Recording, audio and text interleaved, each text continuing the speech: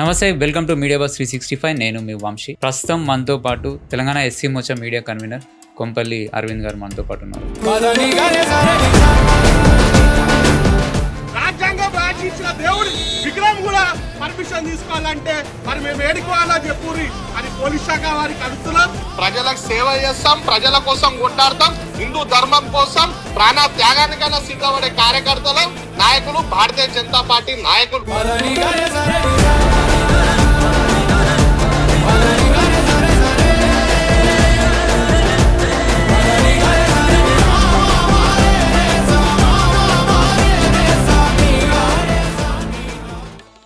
అన్న, రాబోయే రోజుల్లో జిహెచ్ఎంసీ ఎలక్షన్స్ ఉన్నాయి. బండి సంజయ్ గారు ఉండడం వల్ల చాలా మంది అన్నారు, నేను కాదు, హవాలో వచ్చేసింది అని చెప్పేసి అన్నారు. జిహెచ్ఎంసీ ఎలక్షన్ లో తప్పకుండా కాషాయం జెండా ఎగిరేస్తాం.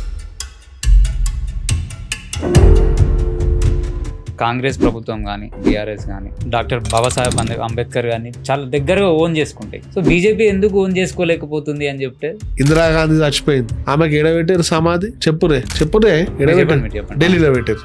రాజీవ్ గాంధీ ఢిల్లీలో పెట్టారు. నెహ్రూ ఢిల్లీలో పెట్టారు. అరే ఢిల్లీలో జాగా ఇలా అయ్యా జాగిర్ అన్నట్టు మొత్తం ఖాందానోళ్ళకి ఇలా పెట్టుకోరు. మళ్ళీ మా దేవుడు అంబేద్కర్ గారికి ఎందుకు స్మృతి వనం నిర్మించలే కాంగ్రెస్ వాళ్ళు ఢిల్లీలో? చెప్పు. హైడ్రా అనే సంస్థకి అక్కడ వేరే ఇతర వర్గాలు నివసించే ప్రదేశాలలోకి వెళ్ళి క్వశ్చన్ చేసి మళ్ళీ ఎందుకు కట్టినావు అని అడిగే క్వశ్చన్ చేసి మళ్ళీ కూలగొట్టే అంత శక్తి లేదంటారా? హైడ్రా పెట్టినప్పటి నుంచి 50 ఏళ్ళ అంటే నదిని ఆక్రమించి పెట్టిండు ఓఎస్సీ ఫాతిమా కాలేజ్. దాన్ని గులగొట్టరా అంటే గులగొడతాడు. అలా చదువుకున్న తురుకోళ్ళకి అన్యాయం జరుగుతుంది. మళ్ళీ అదే మిగతా విద్యా సంస్థలలో హిందువులు చదువుకుంటారు.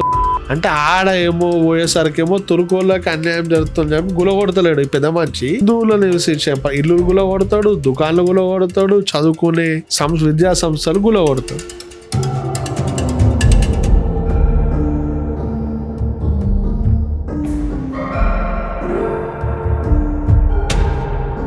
మొన్న ఒక కాంక్లేవ్లో రేవంత్ రెడ్డి అన్నారు, యాక్చువల్గా నేనే ఇంకా 2034 వరకు రాసుకోండి అని చెప్పేసి అన్నారు.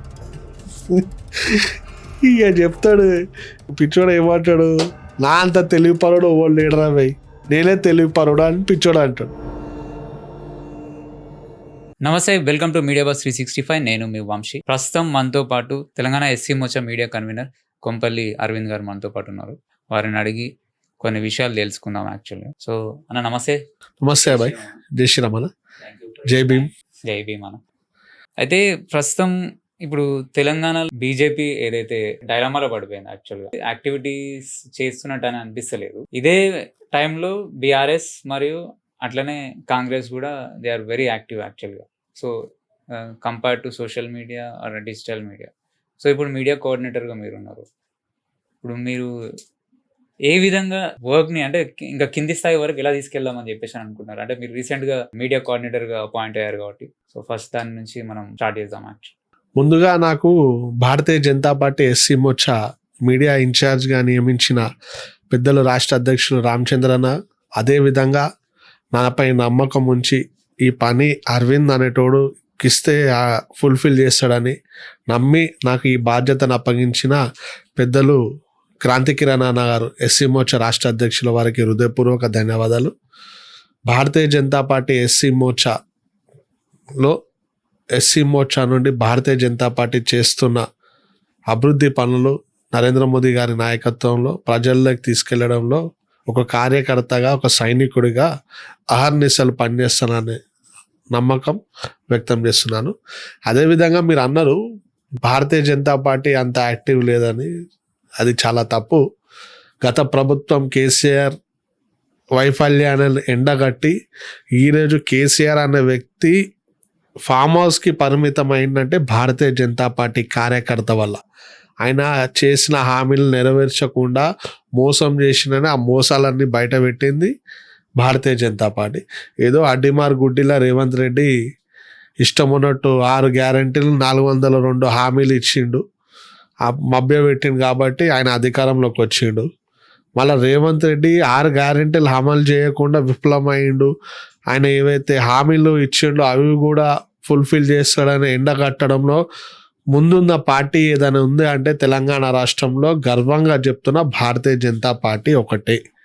సో ఇప్పుడు అది మీరు ఎలా కింది స్థాయి వరకు తీసుకెళ్ళగలుగుతారు జనరల్‌గా. అంటే ఇప్పుడు నేను ఎగ్జాంపుల్ చెప్తాను. ఇప్పుడు మొన్న రీసెంట్‌గా ఏదైతే హైడ్రా అని చెప్పేసి రీసెంట్‌గా తీసుకొనొచ్చేసి మన కాంగ్రెస్ ప్రభుత్వం.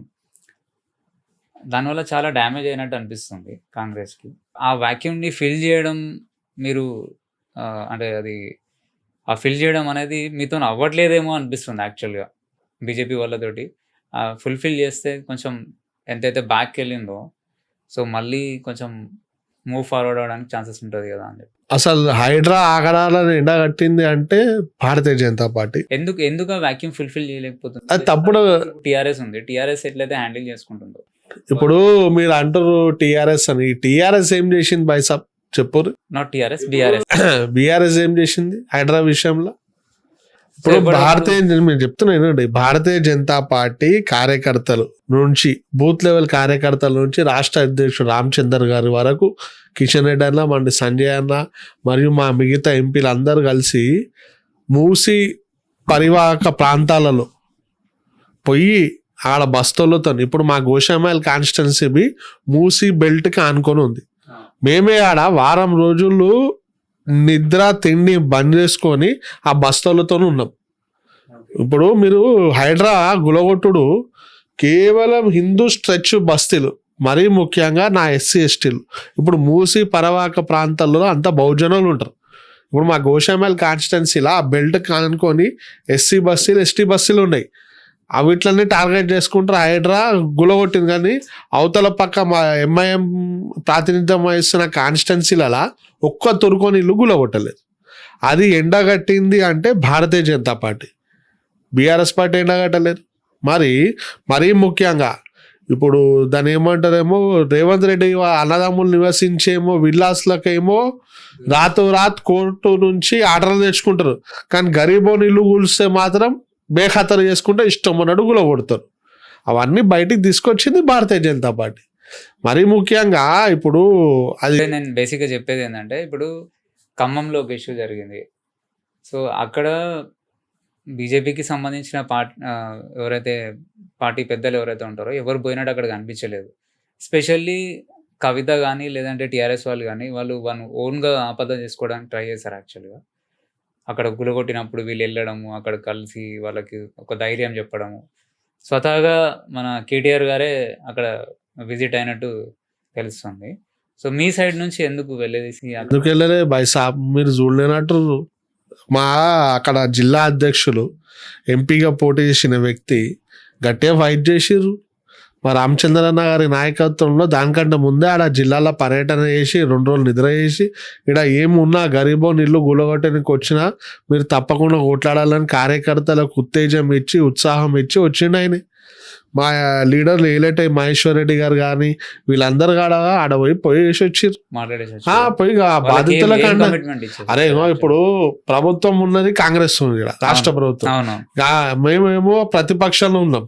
మేము ప్రజా సమస్యలను కొట్లాడి ప్రజలకు న్యాయం జరిగే పోరాటం చేస్తాం. కానీ ఆ చేసుడు అనేది కాంగ్రెస్ వాళ్ళ చేతిలో ఉంది. ఇప్పుడు మేము అంతగానం ఫైట్ చేస్తున్నాం కాబట్టి ప్రభుత్వం అనేది ఆడ జర భయానికి లొంగింది. ప్రాతినిధ్యం వహిస్తారు ఆడ. వాళ్ళు ఎలక్షన్ల కంటే ముందేమో మిమ్మల్ని మీ మకాన్లు ఆలిషాన్ మకాన్లు తయారు చేస్తాం, మీ బతుకులను అయ్యాషి మీకు బతుకులను మారుస్తామని చెప్పి అమాయకమైన ప్రజలను మభ్యపెట్టారు. కానీ వాళ్ళు ఇప్పుడు ఎట్లుందంటే పరిస్థితి, ఆ మంత్రులది సొంత నియోజకవర్గానికి సొంత ఏరియాలకు ఓనికి హెలికాప్టర్ లేకపోతే పోతలేరు వాళ్ళు. అట్లా అయాషి జిందగీ జీవిస్తున్నారు వాళ్ళు. అవన్నీ ఎండగట్టిందంటే భారతీయ జనతా పార్టీ ఒకటే. సో, ఇప్పుడు మొన్న లాస్ట్ టైం దళిత బంధు అని చెప్పేసి ఎస్సీస్కి ఎవరైతే ఉంటారో బీఆర్ఎస్ పార్టీ వాళ్ళకు ఒక సపరేట్ స్కీమ్ తీసుకొని వచ్చింది.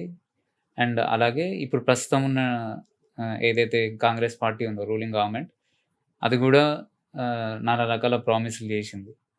సో, వాళ్ళు ఎంతవరకు సక్సెస్ అయ్యిండ్రు అంటే ఫుల్ఫిల్గా దళితులకు అది లైక్ చేరినాయి, కింది స్థాయి వరకు చేరినాయి అంటారు వాళ్ళు? ఎందుకంటే బికాజ్ ఒక సపరేట్ ఒక నెరేటివ్ ఉంది ఏంటంటే కింద స్థాయి వరకు ఎవరికి చేరలేరు, వాళ్ళ కార్యకర్తలకే చేరినాయి అని చెప్పేసి కొన్ని ఇన్ఫర్మేషన్స్ ఉన్నాయి. సో, దాన్ని మీరు ఎట్లా చూస్తారు? గత కేసీఆర్ ప్రభుత్వం దళిత బంధు తీసుకొచ్చింది, మంచి పథకమే, వాళ్ళ పార్టీ నాయకులు బి స్వాగతించారు. కానీ ఏం చేసిరంటే ఆ టిఆర్ఎస్ ఎమ్మెల్యేలు దాన్ని ఎవరైతే కన్వర్టెడ్ అయ్యారో అంటే ఎస్సీ హిందూ రిలీజన్ వదిలేసి క్రైస్తవంలోకి వెళ్ళిర్రో ఫిర్బి వెళ్ళినా కూడా ఎస్సీ హిందూ సర్టిఫికేట్ వాడి లబ్ధి పొందుతారో ఆ దొంగలకి ఇప్పించు దళిత బంధు.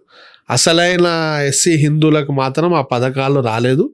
చాలామంది బీఆర్ఎస్ పార్టీకి చెందిన కార్యకర్తలు, ఇతర పార్టీలు ఉన్న నా కార్యకర్తలే మాకు చెప్పడం జరిగింది, అరే మా దగ్గర కన్వర్టర్ క్రిస్టియన్లకే ఎక్కువ ఇచ్చారే అన్న, మాకు వేయలేరు. ఇప్పుడు పక్కన ఉన్న ముషిరాబాద్ కాన్స్టిట్యున్సీలో ఒక ఎస్సీ అతను, ఒక క్రిస్టియన్ అతను దళిత బంధు పథకం తీసుకుంది. క్రిస్టియన్కి ఎట్లా ఇస్తారు బాయ్ సాబ్? క్రిస్టియన్కి మైనార్టీ కింద కేసీఆర్ అప్పుడు ₹1,00,000 ఇచ్చిండు. 10 లక్షల రూపాయలకి ఎవడైతే ఎస్సీలు ఉన్నారో షెడ్యూల్ క్యాస్ట్కి సంబంధించిన వ్యక్తి ఆయనకి దక్కాలి కదా. మళ్ళీ క్రిస్టియన్స్ కూడా ఎట్లా తీసుకుంటాడు? మళ్ళీ ఆడ తీసుకుంది కాక చర్చిలో బ్యాండ్ అలా మ్యూజిక్ ట్రూప్ ఉంటుంది చూడు, దానికి పెడుతున్నా యేసు ప్రభు వాళ్ళు ఇచ్చిండని చెప్తాడు. అరే యేసు ప్రభు వాళ్ళు ఇయ్యలేదరా నాయన, బాబాసాహెబ్ అంబేద్కర్ ముఖం చూసి ఆ జాతి బిడ్డలకి అన్యాయం జరుగుతుందని చెప్పి ఇచ్చిండు. కానీ మీ నాయకులు ఏం చేశారు? ప్రజానాయకులు అంత దొంగలకు దోచిపెట్టారు. మరి ముఖ్యంగా ఎంఐఎంలో అయితే ఆ 7 సెగ్మెంట్లలో అయితే ఇష్టానుసారం తురుకోళ్ళకి బి ఇప్పించారు. అది మేము ఆధారాలు చాలాసార్లు ఫైట్ చేసినాం.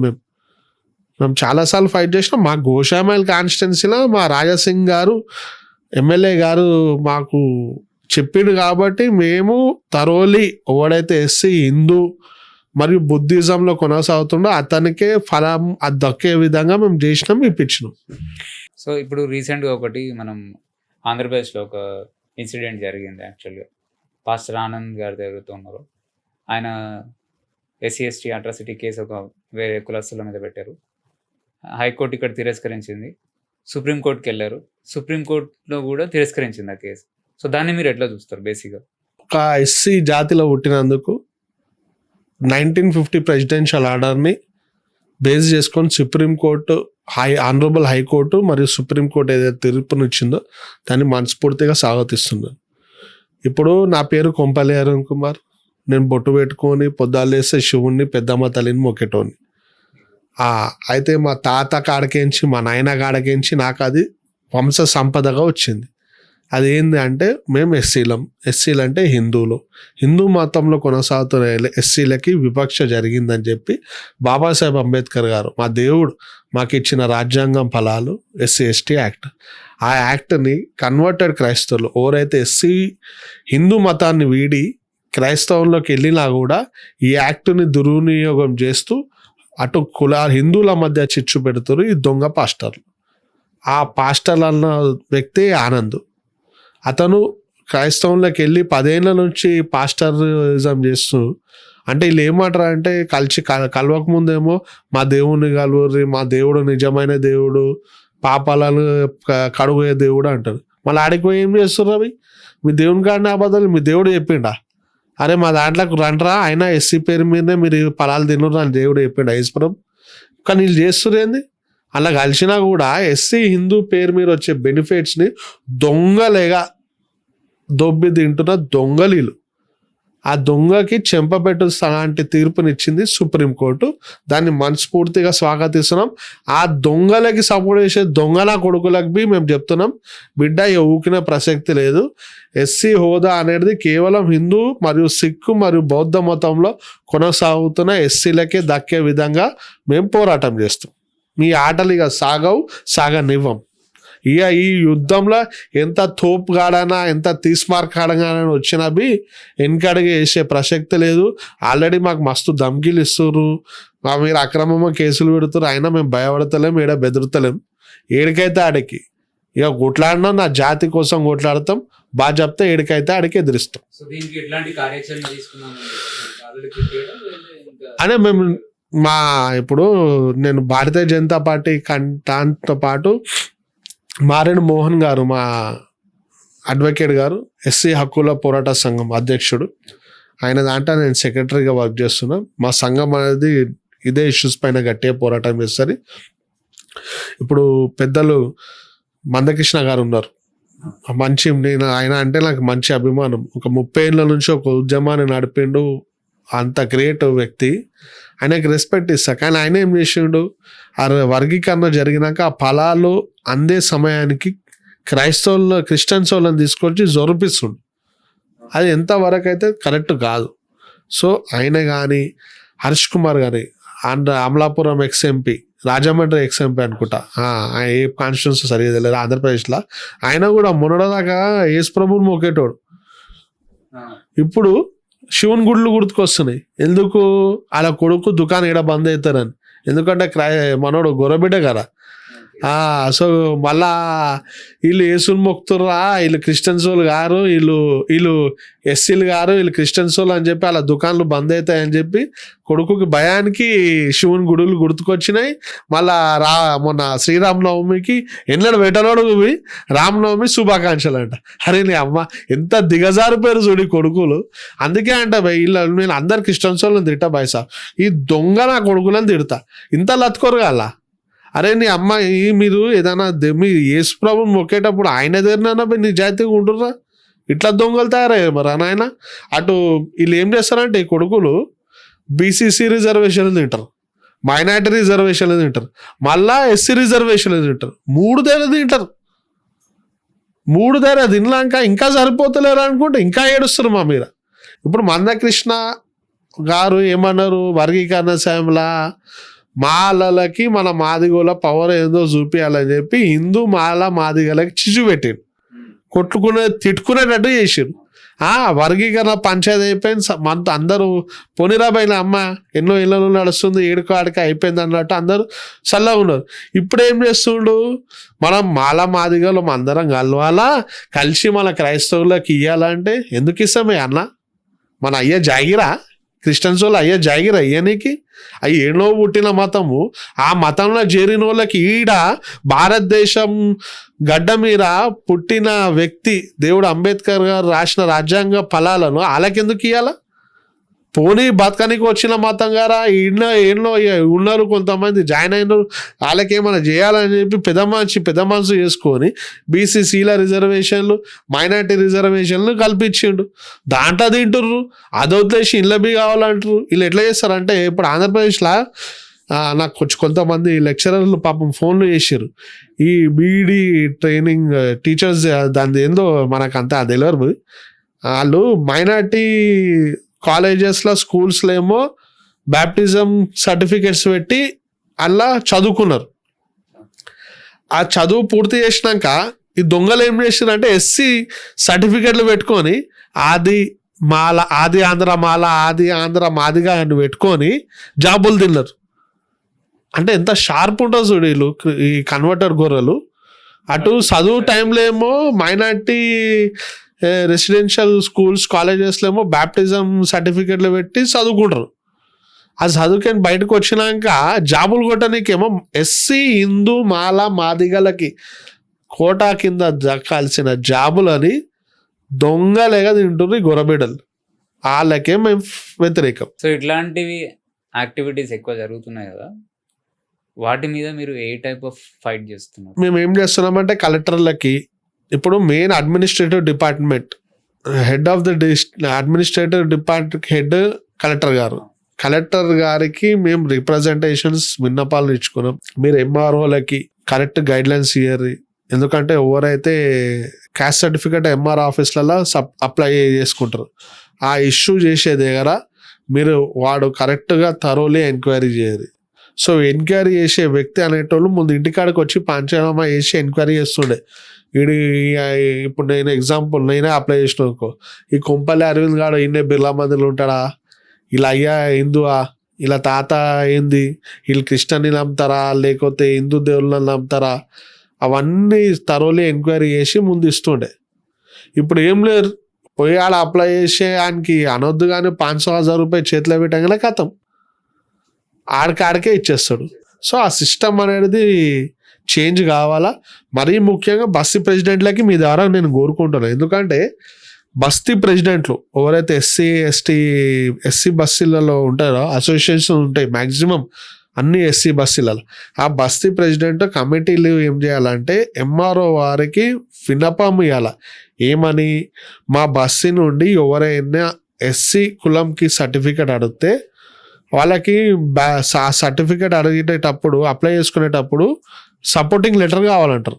అప్పుడు బస్తీ అసోసియేషన్, ఇప్పుడు మా బస్తీ ఉంది నౌబాద్ డాక్టర్ బిఆర్ అంబేద్కర్ యువజన సంఘం, ఈ సంఘం లెటర్ నుంచి వాళ్ళకి ఇస్తారు. ఏమని, ఈ పలానా అరవింద్ అనేటోడు ఎస్సీ మాలకు చెందినోడు, వీడు నౌబాద్ పాడ్ల మా బస్సులో ఉంటాడు, వీడు ఎస్సీ హిందూ అని చెప్పి వాళ్ళు ఒక లెటర్ ఇస్తారు. అది బేస్ చేసుకొని వాళ్ళు ఇస్తారు. సో నేను ఈ బస్సు ప్రెసిడెంట్లకు ఏం రిక్వెస్ట్ చేస్తున్నా అంటే, మీరు లెటర్లో ఎవరైతే అప్లై చేస్తాడో ఆడ హిందూ అయితే ఆయనకి సపోర్ట్ చేయరు, లేదు ఆడు కన్వర్టెడ్ అయిన క్రిస్టియన్ అయితే ఆయనకి చేయకూరి. అందుకే కుల్లానికి ఆ సర్టిఫికేట్ అనేది బీసీసీ ఇప్పియరు. ఎంఆర్ఓ మీరు డైరెక్ట్లీ చేయకుండా ఎంఆర్ఓ వాళ్ళకి ఎవరైతే ఎంక్వైరీకి వస్తారో ఆయనకి చెప్పుర్రి, వీడు బీసీ రబై, వీడు క్రిస్టియను, వీడు ఎస్సీ కట్టి సర్టిఫికేట్ అప్లై చేసుకుంటూ వీడు రాజ్యాంగ విరుద్ధంగా చేస్తుండని చెప్పి మీరు బాగా చెప్తే అతనికి చెప్పుర్రి. అట్లా చేపిస్తే ఏమైపోతారంటే అస్సలైన ఎస్సీ హిందూకి ఫలం అనేది జరుగుతుంది. లేకపోతే ఈ గొర్రెబిడ్డలు చాలా హుషారే అన్న.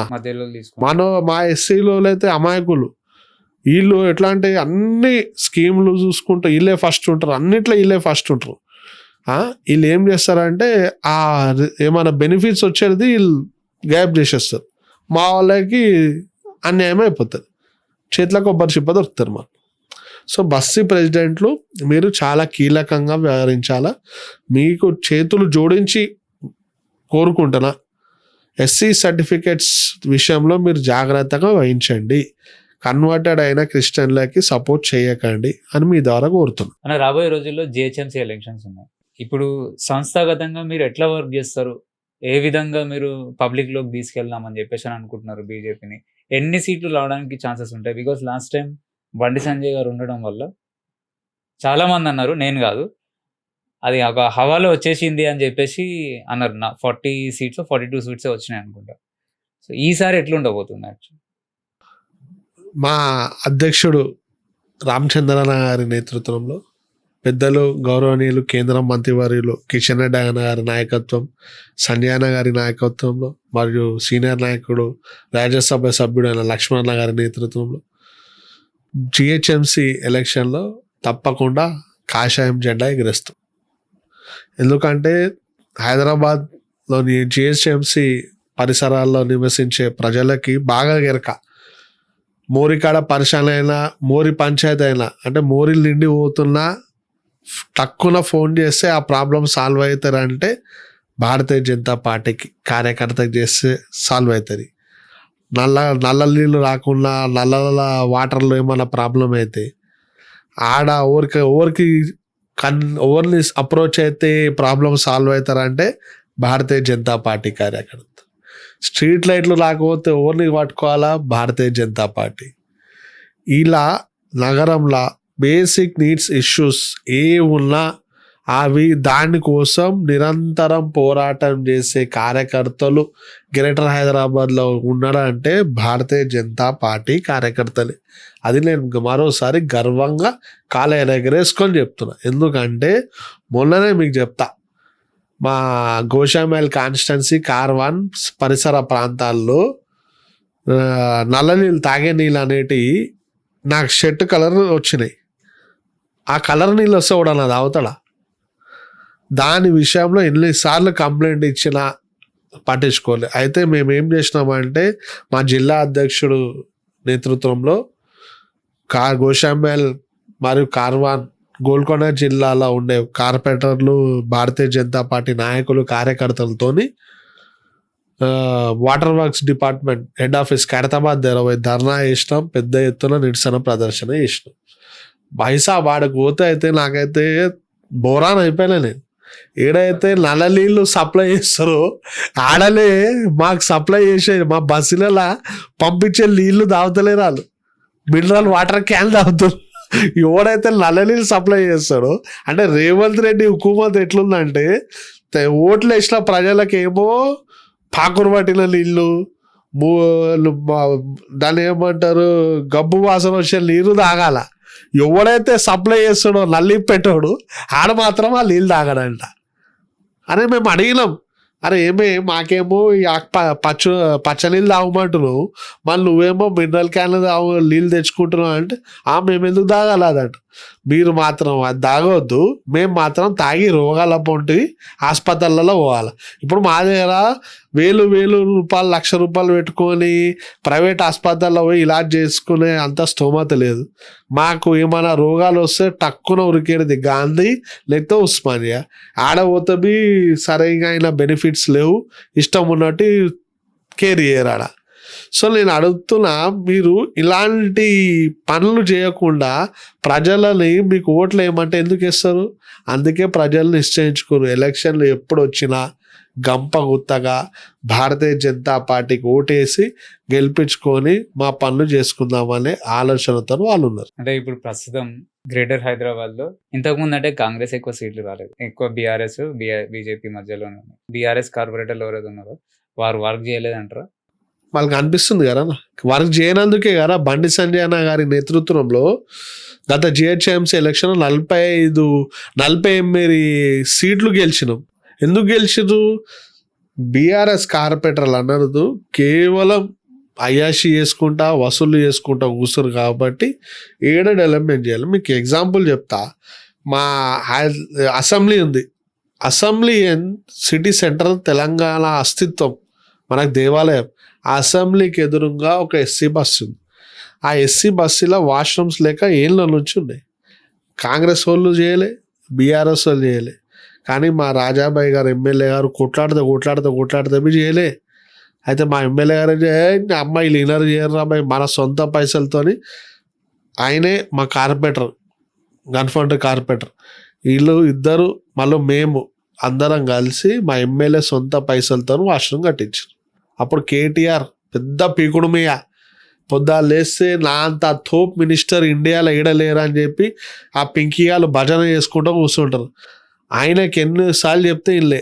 ఆ పీరియడ్లోనే మా ఎమ్మెల్యే గారు మరియు మా కార్పొరేటర్ గారు మేమందరం కలిసి మా ఎమ్మెల్యే గారి సహకారంతో ఆయన పైసలతోని వాష్రూమ్లు కట్టించిన చరిత్ర. ఇక అర్థం చేసుకోరు వాళ్ళు ఏడ డెవలప్మెంట్ చేసారు. 7 మూరిలు ఆడనే, 7 స్ట్రీట్ లైట్లు రిపేరింగ్లు ఆడనే, అన్నీ గాలికి ఎట్టి వదిలేసారు. ఆఖరికి మోరీ డక్కన్లు ఉంటాయి కదా, ఆ మోరీ డక్కన్లు ఇరిగిపోతే దాన్ని రిప్లేస్మెంట్ చేసే పైసలు కూడా లేకుండే అంతగానం ఖాళీ చేసారు బీఆర్ఎస్. దాన్ని తూచా తప్పకుండా పాటిస్తున్న పార్టీ ఏదైనా ఉందా అంటే రేవంత్ రెడ్డి గారి నేతృత్వంలో Congress party. Same KCR follow అవుతారు. ఈయన కూడా 7 గొంగడే అండే. ఇప్పుడు మీకు చెప్పిన ఎగ్జాంపుల్ నీళ్ళని ఏమైనా సాఫ్ సుతరా ప్రజలకి బేసిక్ నీడ్ మంచినీటి, ఆ మంచినీటి మన డ్రైనేజ్ వ్యవస్థ ఇవే నువ్వు ప్రాపర్గా ఫుల్ఫిల్ చేయకపోతే ఇక నువ్వు దేనికి రానైనా ముఖ్యమంత్రి. మీరు ఫైట్ చేసినప్పుడు, మీరు క్వశ్చన్ చేసినప్పుడు అక్కడికి వెళ్ళి వాటర్ వర్క్స్ దగ్గర వాళ్ళు ఏమైనా కమిట్మెంట్స్ ఇచ్చారా? లైక్ ఏం లేదు, వాళ్ళు ఒక సర్టిఫికేట్ చూపించారు, ఈ నీళ్ళు తాగితే ఏం రోగాలు రావని చెప్పారు, పేపర్ ఇచ్చారు. కానీ అవి తాగితే మాకు రోగాలు వస్తున్నాయి, కడుపులు వస్తుంది, ఒక్కొక్కరికి మోషన్స్ అవుతున్నాయి. అరే మా బస్సులలో ఇప్పుడు ఆ నీళ్ళు తాగమంటే ఎట్లా తాగుతారా అన్న చెప్పురు. ఇప్పుడు తాగలేక పాపం వాళ్ళు ఏం చేస్తారు అంటే సాఫ్ట్ నీళ్ళు ఏడొస్తాయో ఆ క్యాన్లు పట్టుకొని పోయి ఆడపోయి పట్టుకొని వచ్చి తాగుతారు. ఇంత అన్నాయమ్మా అన్న. హైదరాబాద్ పేరును ఖరాబ్ చేస్తుండ్రు రేవంత్ రెడ్డి. ఆయనకు పాలన చేత కాదు, చెయ్యనీకి వస్తలేదు. అంతనా ఇంత అన్నాయమ్మా. ఇప్పుడు రోడ్ల మీద పొంగిపోలే డ్రైనేజ్ నీళ్ళు మళ్ళీ ఇంట్లలో తాగే నీళ్ళు 2 సేమ్ అయిపోయినాయి మాకు. ఈ ఏడుకోవాలి ఎప్పుడు. ఇప్పుడు పొద్దున్న వేస్తే రెక్కాడితే కానీ డొక్కాడని పరిస్థితి. అలాంటి ప్రజలకు నువ్వు బేసిక్ మంచి నీటిని సాఫ్ సుతరా నీటి ఇవ్వకుండా కలర్ ఇట్లా ఎల్లో కలర్ నీళ్ళు ఇస్తే ఇక ఏమంటారు తెలుసా వాటర్ వర్క్స్ వాళ్ళు, ఏముంది బాయ్ వేడి గరం చేసుకొని తాగురు అంటే, నువ్వు తాగురా, నేను ఇట్లనన్నా నువ్వు తాగరా నాయనా, నీ ఇంట్లో కొడుకులో పిల్లలు ఉంటే వాళ్ళకి మీద తాగిపోయాను. నేను మీ ద్వారా ఒకటే అడుగుతున్నా, రేవంత్ రెడ్డి గారు నువ్వు ఏ నీళ్ళు అయితే మాకు ఇస్తున్నావు తాగుమని ఫస్ట్ మీ మన్మడికి అది తాగిపోయారు. నువ్వు అద్దావు, నీకు మంచిగా ఉంటే మేము అద్దవుతాం. నువ్వుకి మాత్రమేమో మినరల్ వాటరు, ప్యూర్ వాటరు, మేమేమో పాకూరు నీళ్ళు, కంపు నీళ్ళు తాగాల. ఏందన్నా ఇది? ఇంత ఘోరమా? అరే హైదరాబాద్కి ఇంత పేరు ఉంది, ఇంత బ్రాండ్ ఉంది. ఒక దిక్కు నరేంద్ర మోదీ గారు జల్ మిషన్తోని ఇంటింటికి శుద్ధమైన మంచినీరు అందించాలా, పైప్ లైన్ ఇవ్వాలా, మేము ఫుల్ సపోర్ట్ చేస్తామని చెప్తుంటే రాష్ట్ర ప్రభుత్వం చోటు చింత మారు ముంత అన్నట్టు గాలికి వదిలేసి ఇష్టం ఉన్నట్టు వ్యవహరిస్తుంది. బాధాకరమానా? ఇంత నీళ్ళు చక్కగా ఇవ్వకపోతే ఎట్లానా? మేము ఏం తాగాలో చెప్పే? వాటర్ క్యాన్లు కొనుక్కొని తాగాలంటే పైసలు ఏడైతే ఒక క్యాన్ 30 రూపాయలు ఇప్పుడు పెంచి 45 రూపాయలు 50 రూపాయలు. ఆడు 30 రోజుల కొనాలంటే ఒక ఇంట్లో మా బస్సులలో 6 మంది 7 మంది ఉంటారు ఒక ఇంట్లో. ఎన్ని క్యాన్లు కొనాలాడు? సో ఇంకొకటి, ఇప్పుడు కేంద్ర ప్రభుత్వం ఎన్నైతే స్కీమ్స్ తీసుకొచ్చింది ఎస్సీకి సంబంధించినవి, సో అవి being as a state media కోఆర్డినేటర్గా ఆ స్కీమ్స్ని మీ ప్రజల్లోకి, ఎస్పెషల్లీ మీకు సంబంధించిన దళిత ఫ్యామిలీస్కి ఎవరైతే ఉన్నదో కింది స్థాయి వరకు ఎలా తీసుకెళ్దామని చెప్పేసి అనుకుంటారు? ఏమైనా కార్యాచరణ ఏమైనా ఉందా మీ సైడ్ నుంచి? కేంద్ర ప్రభుత్వం తీసుకొచ్చే పథకాలు ముందు కాంగ్రెస్ జమానాలు ఉండే రాజీవ్ గాంధీ పథకాలు లేవు కాదు. పైన 10 రూపాయలు ఇస్తే కిందికి వచ్చేసరికి 1 రూపాయి 1.5 రూపాయి కాకుండా direct accountability, account transfer system గౌరవ ప్రధానమంత్రి నరేంద్ర మోదీ గారి నేతృత్వంలో పర్ఫెక్ట్గా ఉంది. అన్నీ ఏ బెనిఫిట్, ఇప్పుడు స్టూడెంట్స్కి అంబేద్కర్ ఓవర్సీస్ ఫండ్స్ ద్వారా ఇక్కడైతే ఎవరైతే ఎస్సీ ఎస్టీ ప్రజలు ఆర్థికంగా వెనుకబడి ఫారెన్కి ఎన్ని ఉన్నతమైన చదువులు చదువుకోవాలా, మా జీవితాలు బాగుపడాలన్న ఒక ఆలోచనతో ఉంటాయి కదా, వాళ్ళకి నరేంద్ర మోదీ గారి నేతృత్వంలో 25 లక్షల రూపాయల పైనే వాళ్ళకి ఆ ఫండ్స్తో సపోర్ట్ చేస్తూ వాళ్ళకి ఇస్తారు.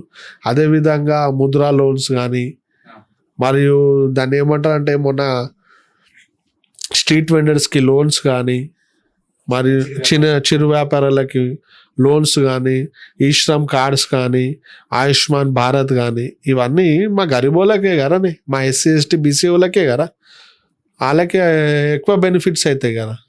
సో అవన్నిటిని మేము పబ్లిక్ అవగాహన చేస్తూ చేపిస్తాం. ఇంకొక చిన్నది ఇష్యూ, జనరల్గా ఇప్పుడు కాంగ్రెస్ ప్రభుత్వం కానీ లేకపోతే బీఆర్ఎస్ కానీ డాక్టర్ బాబాసాహెబ్ అంబేద్కర్ కానీ చాలా దగ్గరగా ఓన్ చేసుకుంటాయి. సో బీజేపీ ఎందుకు ఓన్ చేసుకోలేకపోతుంది అని చెప్తే లైక్ దానికి మీరు సమాధానం ఏమిస్తారు? యాక్చువల్లీ మీరు అడిగిన క్వశ్చన్కి నవ్వాలా ఏడవాలా, దేనితో నవ్వాలా అన్నట్టుంది మీ క్వశ్చన్. కాంగ్రెస్ పార్టీ ఓన్ చేసుకోలేదు, భారతీయ జనతా పార్టీ ఓన్ చేసుకోలేరు అంటారు. అంటే చాలా మటుకు అందరు ఇదే భ్రమలు ఉంటారు.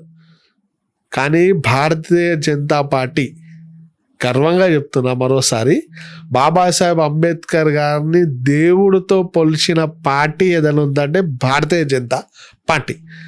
మొదటి నుంచి చెప్తున్నా, బాబాసాహెబ్ అంబేద్కర్ గారు చనిపోయినప్పుడు ఆయన పార్థివ దేహాన్ని ఢిల్లీలో చేయలే కాంగ్రెస్ వాళ్ళు, బొంబాయికి పంపించారు. ఆ ఎయిర్ అంబులెన్స్ పైసలు 5,000 రూపాయలు వసూలు చేశారు. ఇది దౌర్భాగ్యులు. మరీ ముఖ్యంగా మీకు చెప్తా, ఇందిరాగాంధీ చచ్చిపోయింది, ఆమెకి ఎడబెట్టారు సమాధి? చెప్పురే ఎడబెట్టారు? ఢిల్లీలో పెట్టారు. రాజీవ్ గాంధీ ఢిల్లీలో పెట్టారు, నెహ్రూ ఢిల్లీలో పెట్టారు. అరే ఢిల్లీలో రాష్ట్ర జాగా ఇలా అయ్యా జాగిర్ అన్నట్టు మొత్తం ఖాందానులకి ఇలా పెట్టుకోరు. మళ్ళీ మా దేవుడు అంబేద్కర్ గారికి ఎందుకు స్మృతి వనం నిర్మించలే కాంగ్రెస్ వాళ్ళు ఢిల్లీలో? చెప్పురు. మోసం చేసినట్టే కదా. అగర్ అంబేద్కర్ గారి స్మృతి వనం ఢిల్లీలో నిర్మిస్తే ఎస్సీ ఎస్టీ ప్రజలు బీసీ ప్రజలు అక్కడికి తండోపతండాలుగా వెళ్ళి ఆ మానవుని స్మరించుకుంటూ మొక్కుతారనే కుళ్ళు కుతంత్రంతో మా సామెతలకు ఒకటి రాడని చెప్పి ఢిల్లీలో చేయకుండా బొంబాయికి తరలించిన దౌర్భాగ్యులు ఈ కాంగ్రెస్. ఆయనకి భారతరత్న ఇవ్వకుండా అవమానించింది కాంగ్రెస్. భారతీయ జనతా పార్టీ బాబాసాహెబ్కి భారతరత్న ఇచ్చి గౌరవించింది. బాబాసాహెబ్ కల ఉండే ఒకటే దేశం, ఒకటే చట్టం, ఒకటే జెండా. నెహ్రూ ఏం చేసిండు? కాశ్మీర్ది అయ్యా జాగిర్ అన్నట్టు ఆర్టికల్ 370 ఇంప్లిమెంట్ చేసి అక్కడ ఎస్సీ ఎస్టీ బీసీ ప్రజలకు రిజర్వేషన్ లేకుండా అన్యాయం చేసిండు. బాబాసాహెబ్ ఎంత కొట్లాడినా ఇల్లే. కానీ నరేంద్ర మోదీ గారు రాగానే బాబాసాహెబ్ ఆశయం ఉండే ఒకటే చట్టం, ఒకటే జెండా, ఒకటే కాన్స్టిట్యూషన్. ఆర్టికల్ 370 తీసి అక్కడ కాశ్మీర్ని భారతంలో అంతరంగత భాగంగా చేసి ఈరోజు కాశ్మీర్లో నివసించే బీసీ, ఎస్సీ, ఎస్టీ ప్రజలకు, మైనారిటీ ప్రజలకు రిజర్వేషన్లు అందించే విధంగా చేసిన వ్యక్తి నరేంద్ర మోదీ గారు. 75 సంవత్సరాలు కాశ్మీర్లో నివసించే నా ఎస్సీ, ఎస్టీ, బీసీలకు రిజర్వేషన్ లేకుండే. భారతదేశంలో మిగతా ప్రాంతాల్లో అంతా ఉండే, కానీ కాంగ్రెస్ వాళ్ళు చేసిన అన్యాయానికి అక్కడ వాళ్ళకి దొరకలే. కానీ నరేంద్ర మోదీ గారి నేతృత్వంలో అక్కడ ఆ ఫలాలు దక్కినాయి. అదేవిధంగా బాబాసాహెబ్ గారు ఇప్పుడు మనకి తీర్థయాత్రలు ఉంటాయి, కానీ నరేంద్ర మోదీ గారు ఎంత గొప్పగా ఆలోచిస్తారు. పార్లమెంట్లో చెప్పిండు, ఏ గరీబ్ మా కా బేటా जो हर वक्त अन्याय और विपक्ष सुना लेकिन जब సంవిధాన్ కా దస్తావేజ్ అంటే భారతదేశం దస్తావేజ్ రాసేటప్పుడు ఆయన అందరి కోసం ఆలోచించిన తప్ప వివక్ష చూపించలేడని చెప్పి గొప్పగా కొనియాడి బాబాసాహెబ్ గారి పుట్టిన స్థలం, బాబాసాహెబ్ గారి తిరిగిన చోటు, ఇవన్నీ 5 చోట్లను పంచతీర్థగా అంటే మనకు తీర్థయాత్రలు ఎట్లనో సో ఈ బాబాసాహెబ్ గారు కూడా అంతే దేవునితో సమానం అని చెప్పి పంచతీర్థ యాత్ర అని చెప్పి రైల్వేస్తో అనుసంధానం చేసి ఒక దేవుడి దర్జా అంటే మాకు దేవుడు రాబాయ్ అంబేద్కర్ ఈ భారతదేశానికి గొప్ప రాజ్యాంగాన్ని అందించిండు, ప్రపంచంలో ఎక్కడ లేదు ఇక్కడ ఉన్నంత రాజ్యాంగం అని చెప్పి నరేంద్ర మోదీ గారు బాబాసాహెబ్ అంబేద్కర్ గారిని దేవుడితో పోల్చి పంచతీర్థ యాత్ర ఇచ్చిండు వ్యక్తి. కాంగ్రెస్ వాళ్ళు చేసిరా చెప్పండి. మళ్ళా బాబాసాహెబ్ అంబేద్కర్ గారు లండన్లో చదువుకున్న చోటుని మ్యూజియం తయారు చేయించారు. కాంగ్రెస్ వాళ్ళు ఇడమన్నారు. ఎంతసేపు నెహ్రూ భజన, ఇందిరా భజన, రాజీవ్ గాంధీ భజన, వీళ్ళ భజన తప్ప మిగిలిన నాయకుల భజన ఇచ్చారు, తొక్కి పెట్టారు వీళ్ళు. అందుకే చెప్తున్నా, బాబాసాహెబ్ అంబేద్కర్ గారి ఆశయాలను, బాబాసాహెబ్ గారి ఆలోచనలను కొనసాగించే party Bharatiya Janata Party. Education policy 35 years తర్వాత చేంజ్ చేయాల. బాబాసాహెబ్ అంబేద్కర్ గారి ఆలోచన. మరి బాబాసాహెబ్ ఇప్పుడు నరేంద్ర మోదీ గారు మీరు ఏడుస్తున్నారు ఏమని రీజనల్ లాంగ్వేజెస్ ఇప్పుడు తెలుగులా ఎగ్జామ్లు పెట్టాడు, నేషనల్ ఎగ్జామ్స్, మరియు మిగతా భాషలలో ఏవి లో అంటే దాన్ని ఏమంటారు గిరిజన భాషలలో కూడా ఎగ్జామ్లు నిర్వహిస్తారు. ఆ కళ ఓరుతుండే అంబేద్కర్ గారు. దాన్ని తూచా తప్పకుండా పాటిస్తున్న వ్యక్తి నరేంద్ర మోదీ గారు. మరియు నోటుబందీ బాబాసాహెబ్ గారి అంబేద్కర్ గారి ఆలోచన అది ఏంటంటే 10 ఏళ్ళకు ఒకసారి నోటుబందీ చేస్తే అవినీతిని అరికట్టవచ్చు, దీనివల్ల భారతీయ ఎకనామిక్ అనేది స్ట్రాంగ్ అవుతారని చెప్పిన వ్యక్తి. కాంగ్రెస్ వాళ్ళు చేసిరా, నరేంద్ర మోదీ గారు చేసి. అది ఎవరి కళ? బాబాసాహెబ్ అంబేద్కర్ గారి కళ. ఇలా అనేక సంస్కరణలు బాబాసాహెబ్ అంబేద్కర్ గారి ఉండే, దాన్ని అమలు పరిచిన వ్యక్తి నరేంద్ర మోదీ గారు. ఇక మేం కాకుండా ఇక అంబేద్కర్ గారి ఆశయాలను ఆలోచనలు ఎవడు కొనసాగిస్తున్నాడు బైసాబ్? మేమే గారు. ఇప్పుడు CA/NRC బాబాసాహెబ్ గారు ఏమన్నా భారత్ గర్వంగా మళ్ళా చెప్తున్నా, బాబాసాహెబ్ జాతిలో పుట్టినందుకు ఎంత గర్వంగా ఫీల్ అవుతున్నా అంటే ఇండియా పాకిస్తాన్ పార్టీషన్ సమయంలో ఏ వ్యక్తి ఎంత పెద్ద కట్టర్ హిందూ కూడా చెప్పలేడు. భారతదేశంలో ఉన్న ముస్లింలు అందరూ కూడా కటకట్టుకొని మీరు పాకిస్తాన్ వెళ్ళిపోర్రి, అక్కడ ఉన్న హిందువులు కూడా మీరంతా కటకట్టుకొని హిందుస్థాన్కి వచ్చేయారు రాబాయ్ అని చెప్పి బాజప్తా చెప్పిన వ్యక్తి నా దేవుడు బాబాసాహెబ్ అంబేద్కర్. ఎందుకంటే ఆయన ముందు చూపుతో చెప్పిండు ఏమని, పార్టీషన్ చేస్తే మీరు పర్ఫెక్ట్గా చేయరు రాబాయ్, ఇక్కడ ఉన్న ముస్లిమ్స్లు అంతా పాకిస్తాన్ పంపిర్రు, ఆడున్న హిందువులు అందరినీ ఇక్కడ పంపారు, అట్లా వేస్తేనే 2 దేశాలకు మంచిదని చెప్పిన వ్యక్తి. కానీ కాంగ్రెస్ వాళ్ళు ఏం చేశారు? ఆయన ఆలోచన విరుద్ధంగా చేశారు. దానికి ఎగ్జాంపులే కదా జోగేంద్రనాథ్ మండల్. మన బాబాసాహెబ్ అంబేద్కర్ గారి మాటలు వినకుండా జిన్నగాని మాటలు వినిపోయిండు. ఎంతోమంది దళితులను తీసుకుపోయారు, ఊచకోత కోసిర్రు, ఒక అకాడమీ మినిస్ట్రీ ఇచ్చిర్రు. ఆయనకి ఏం చేసారు? అన్యాయం చేశారు. అక్కడ మళ్ళీ ఆయనే అంత పోయిన ఆయనే ఒక శరణార్థిగా వచ్చి బెంగాల్లో చనిపోయాడు. అంటే మీరు అర్థం చేసుకోవాలా బాబాసాహెబ్ గారి ఆలోచన ఎంత దూరం ఉంటుంది. అండ్ అట్లే అన్న ఇంకొకటి చిన్నది, ఇప్పుడు మామూలుగా కుల వివక్ష అని చెప్పేసి అని అంటారు. సో కంపేర్ టు హైదరాబాద్లో అంటే పట్టణాలలో తప్పితే ఇప్పుడు గ్రౌండ్ లెవెల్గా ఇప్పుడు విలేజ్లకు వెళ్ళినాం అనుకోండి, అక్కడ చాలా వివక్ష చూపిస్తారు. లైక్ ఎట్లా అంటే ఇప్పుడు ఎస్సీ ఎస్టీలను కానీ ఇట్లా దగ్గరికి తీసుకోవడం కానీ, లేకపోతే ఇంకా అట్లా ముందు నుంచి పోకపోవడం ఇప్పటికీ నడుస్తున్నాయి నేను చూసి నాకు తెలిసి. సో కొన్ని గ్రామాలలో రూరల్ ఏరియాస్లోకి వెళ్తే, రిమోట్ ఏరియాస్లోకి వెళ్తే, సో వాటిని వాళ్ళ లోపల చైతన్యం తీసుకురావడానికి మీ సైడ్ నుంచి మీరు ఎట్లా చేస్తారు? దానికోసమే మేము నిరంతరం పోరాటం చేస్తున్నాం బైసాబ్. మనము చంద్రమామ దగ్గర పోయి మనం సక్సెస్ అయినాం, భారతదేశ రూపురేఖలు మారుస్తారు.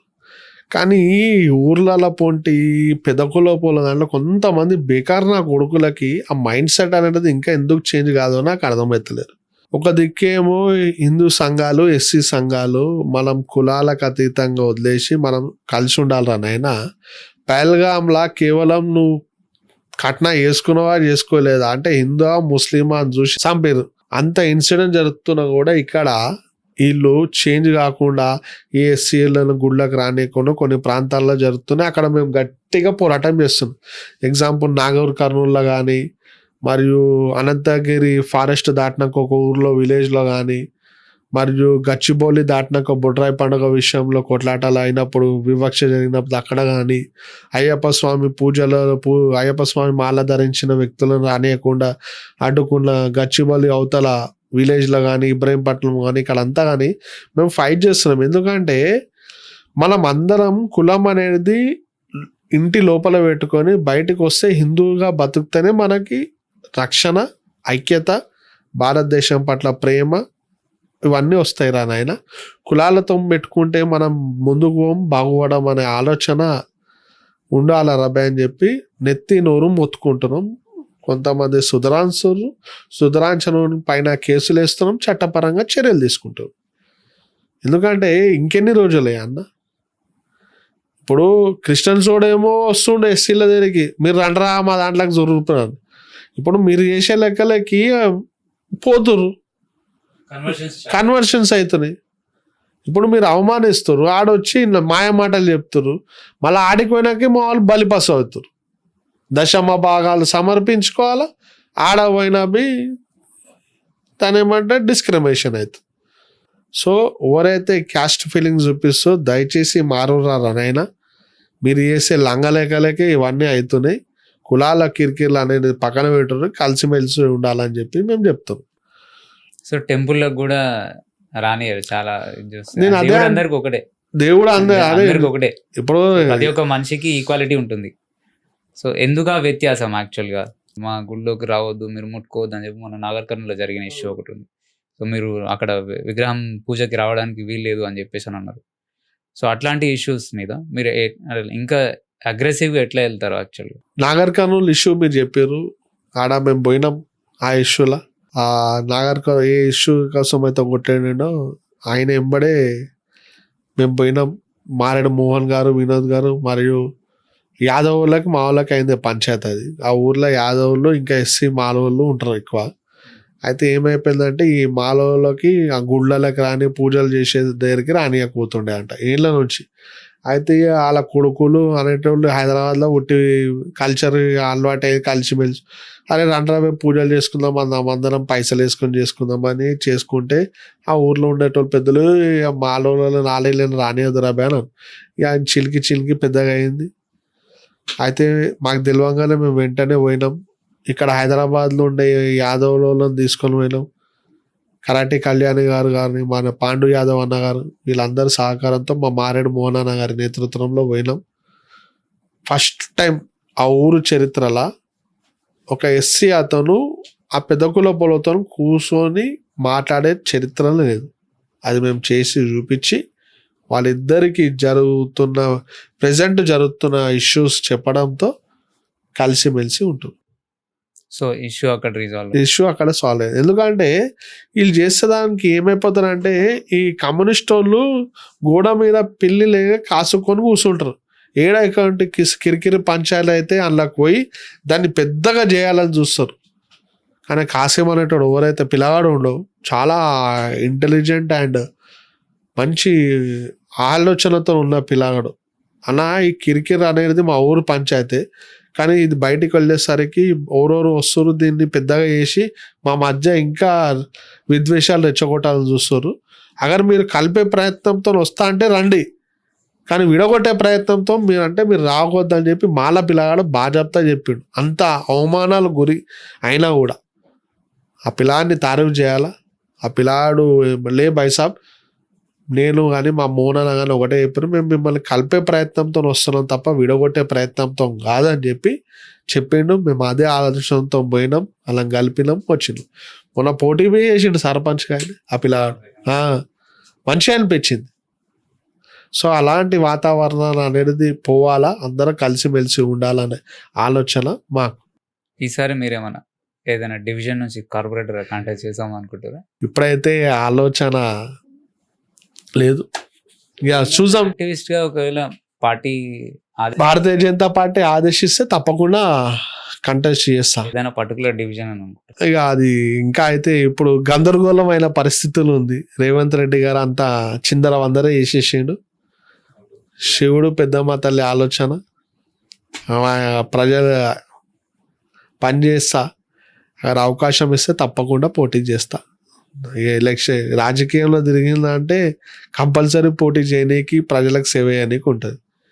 పొగట్లు ఏం లేకుండా ఆశించి పని చేయడం అంటే ఇవాళ రేపు అవన్నీ ఉత్తమాటలు బాయ్సాబ్ ఉల్లా చెప్తున్నా. ఆలోచన అవకాశం ఇస్తే రామచంద్రన్న అవకాశం ఇస్తే తప్పకుండా పోటీ చేస్తా. ఇంకొకటి హైదరాబాద్ మనకు దాదాపుగా ఇప్పుడు డీలిమిటేషన్ అయిన తర్వాత 300కు పెంచిండ్రు, దాని పరిధిని కూడా పెంచిండ్రు.